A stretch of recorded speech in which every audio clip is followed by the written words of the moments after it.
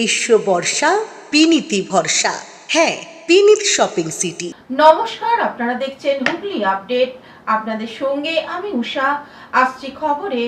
ভারতীয় নৌবাহিনীর উপকূলবর্তী যুদ্ধ জাহাজ সঙ্ঘমিত্রার আনুষ্ঠানিকভাবে জলে নামলো।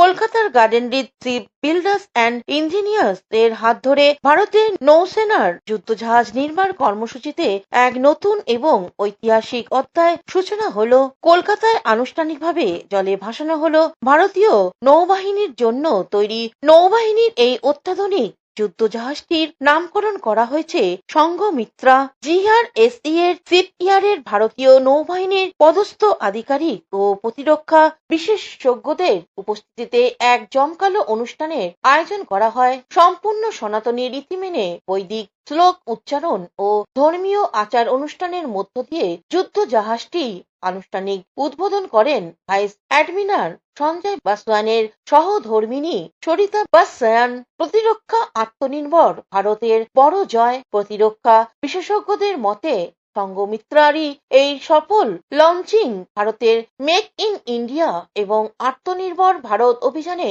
এক বিরাট সাফল্য। সম্পূর্ণ দেশীয় প্রযুক্তিতে তৈরি এই রণতরীটি আগামী দিনের ভারতীয় নৌবাহিনীর সামুদ্রিক নিরাপত্তা ও নজরদারির ক্ষমতা বহু গুণ বাড়িয়ে দেবে।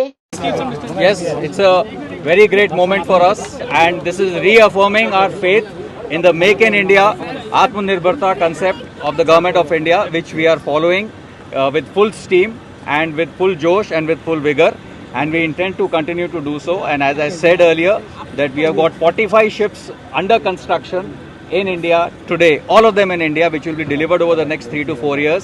And we will be also happy to know that we have got acceptance of necessity for another 69 ships, 6 submarines, that is total 75, and another 120 fast attack craft, fast interceptor crafts.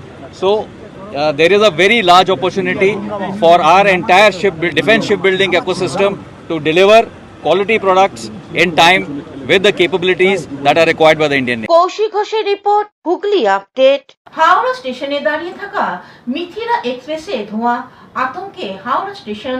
Howrah স্টেশনে মিথিলা এক্সপ্রেসের জেনারেল কামরায় শৌচালয় থেকে ধোঁয়া। মঙ্গলবার বিকেলে হাওড়া স্টেশনে ৮ নম্বর প্ল্যাটফর্মে দাঁড়িয়ে থাকা মিথিলা এক্সপ্রেসের জেনারেল কামরা থেকে আচমকা ধোঁয়া বের হতে দেখে আতঙ্কিত হয়ে পড়েন যাত্রী